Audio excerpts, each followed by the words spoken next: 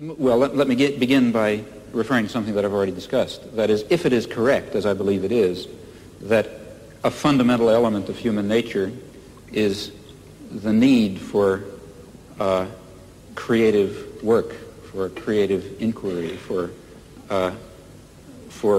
free creation without the arbitrary limiting effects of coercive institutions, then of course it will follow that a decent society should maximize the possibilities for this fundamental human characteristic to be realized.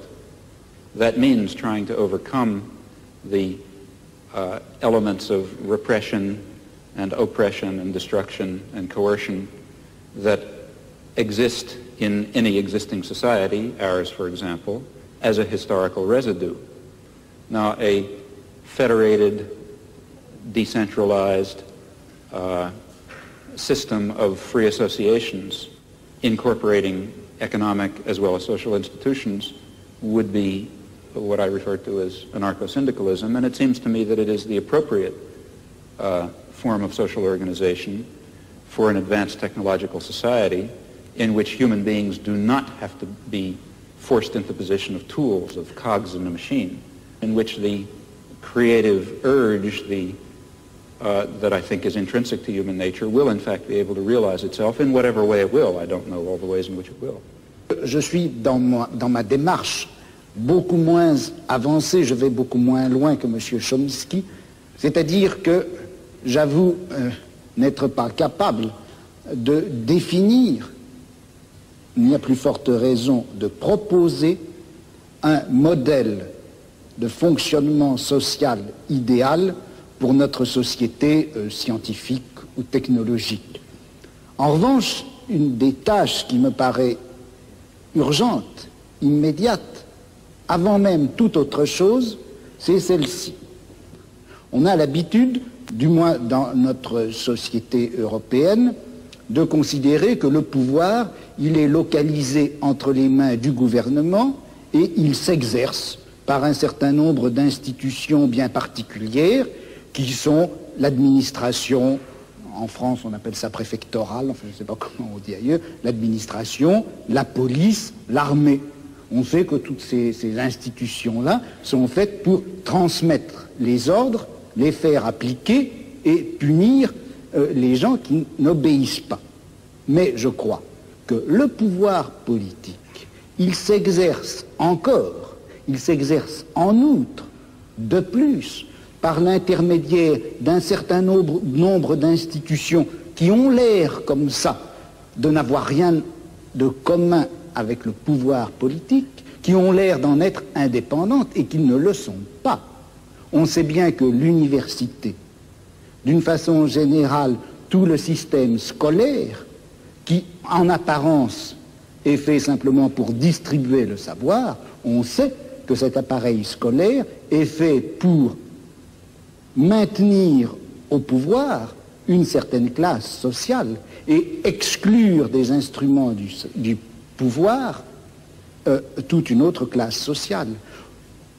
Quelque chose comme la psychiatrie, qui en apparence aussi n'est destinée qu'au bien de l'humanité et à la connaissance des psychiatres, la psychiatrie est encore une certaine manière de faire peser un pouvoir politique sur un groupe social. La justice également.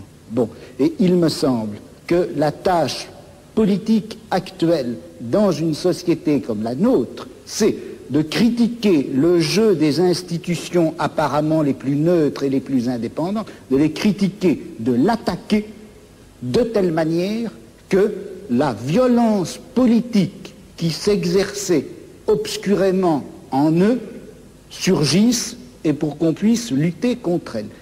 À vouloir tout de suite, enfin si on cherche tout de suite à donner le profil et la formule de la société future, sans avoir bien fait la critique de tous les rapports de violence politique qui s'exercent dans notre société, on risque de les laisser se reconstituer, même à travers des formes aussi nobles, apparemment aussi pures que celles du syndicalisme anarchiste.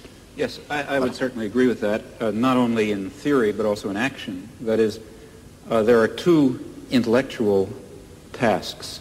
One, and the one which I was discussing, to try to create the vision of a future just society.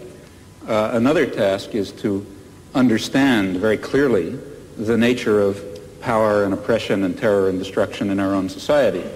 And that certainly includes the institutions you mentioned, as well as the central institutions of any industrial society, namely the economic, commercial, and financial institutions, in particular, in the coming period, the great multinational corporations, which are not very far from us physically tonight. Those are the basic institutions of oppression and coercion and autocratic rule that appear to be neutral. After all, they say, well, we're subject to the democracy of the marketplace.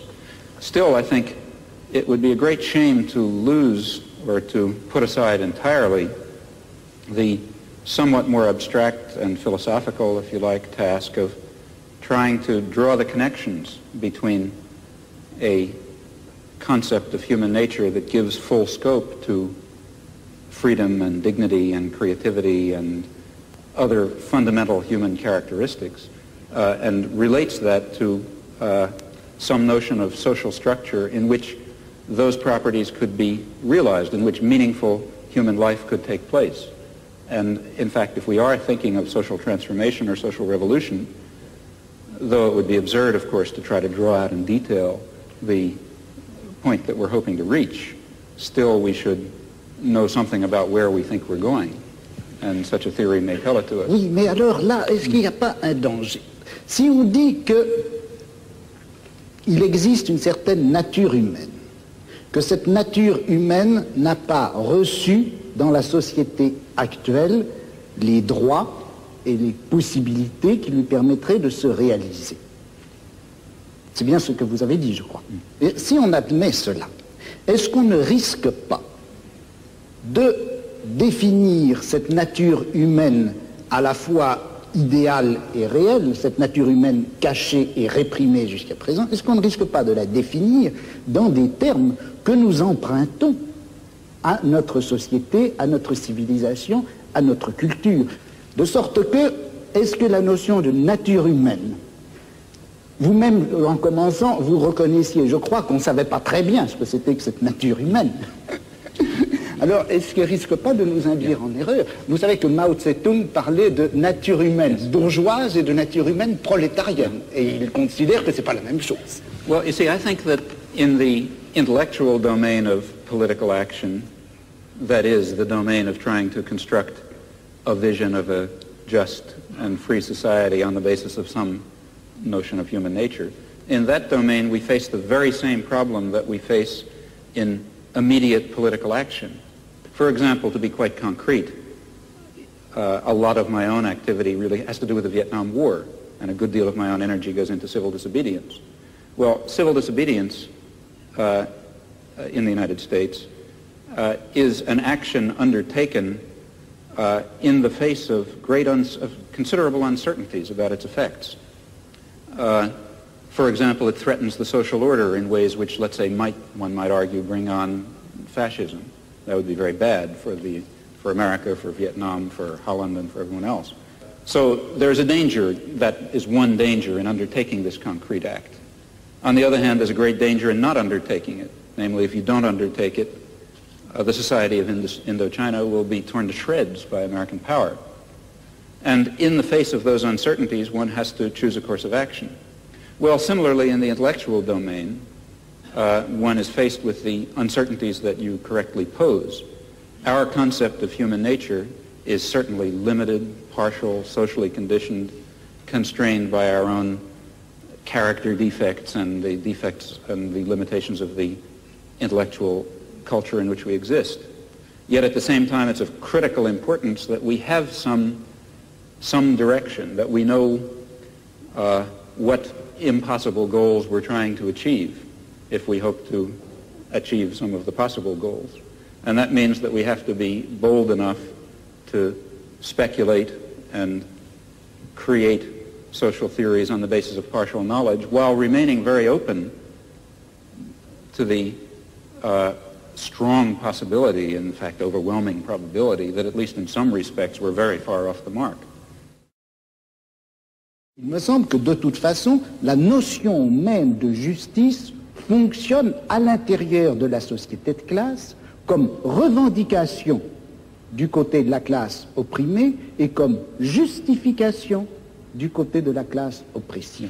I don't agree with that. Et dans une société sans classe, je ne suis pas sûr qu'on ait encore à utiliser cette notion de justice. Yeah. Well, here I really disagree. I think that there is a sort of an absolute basis.